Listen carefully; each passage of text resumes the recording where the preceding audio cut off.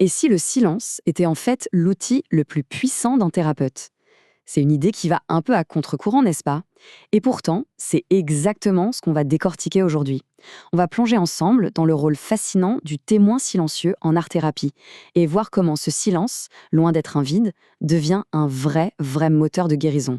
Alors, on va commencer direct par la question, celle qu'on pose tout le temps à un art-thérapeute. Mais au fait, que dites-vous à vos patients pendant qu'ils créent? On imagine tout de suite des conseils, des analyses pointues, peut-être des encouragements.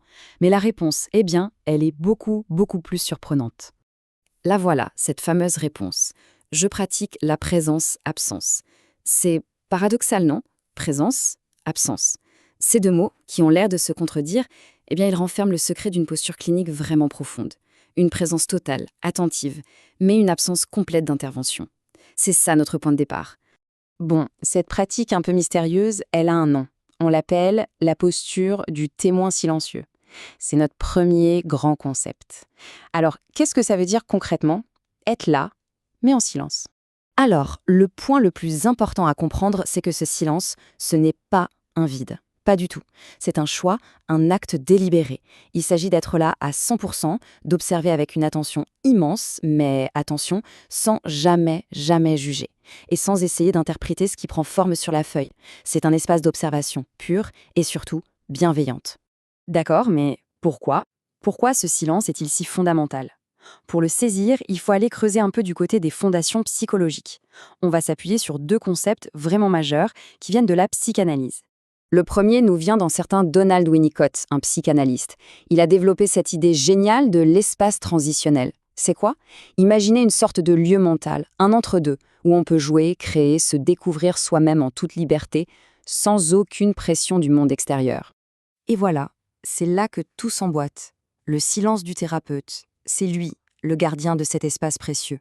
En ne disant rien, en n'intervenant pas, il garantit que cet espace reste à 100% celui du patient. Et c'est justement dans cette liberté totale que l'acte de créer, eh bien, il devient vraiment thérapeutique. Deuxième concept clé, et il nous vient de Didier Anzieux, c'est le moi-peau. Franchement, la métaphore est juste magnifique. L'idée, c'est que notre psychisme, notre esprit, a sa propre peau.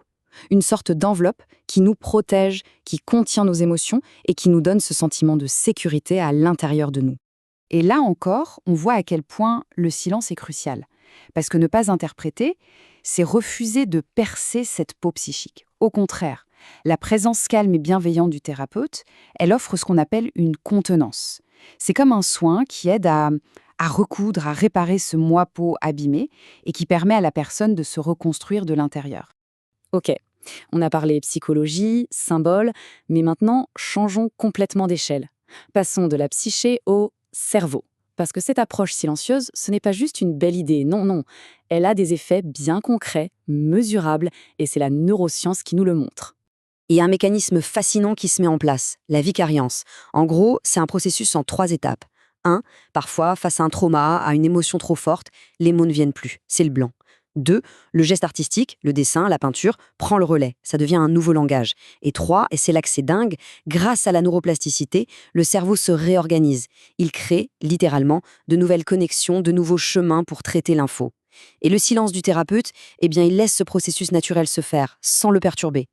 Et l'impact sur le corps, il est immédiat. C'est frappant. Il faut savoir que notre amygdale, c'est un peu le centre de la peur dans le cerveau, et elle est hypersensible. Dans un environnement où l'on se sent jugé, hop, elle passe en mode alerte. Le cortisol, l'hormone du stress, grimpe en flèche. À l'inverse, dans cet espace sécurisé par le témoin silencieux, que se passe-t-il? Le cortisol chute, le cerveau peut entrer dans un état de flow, de concentration totale, et tout le système nerveux commence à s'apaiser, à se réguler. C'est chimique, c'est direct. Bon, on a fait un sacré voyage, de la psyché jusqu'au cœur du cerveau. Alors, au final, qu'est-ce qu'on retient de tout ça? C'est quoi le cadeau ultime de cette présence silencieuse? C'est l'heure de faire la synthèse. Eh bien, le voilà, le cœur du sujet. Cette approche, elle offre un luxe qui est devenu incroyablement rare dans nos vies. C'est la possibilité d'être pleinement soi-même, sans filtre, sans masque, sous le regard d'un autre. Un autre qui n'attend rien, qui ne juge rien et qui ne veut rien pour nous. C'est un cadeau qui n'a pas de prix. Et pour finir, on pourrait peut-être garder cette idée en tête. Le dialogue le plus profond, le plus réparateur, n'est pas toujours fait de mots.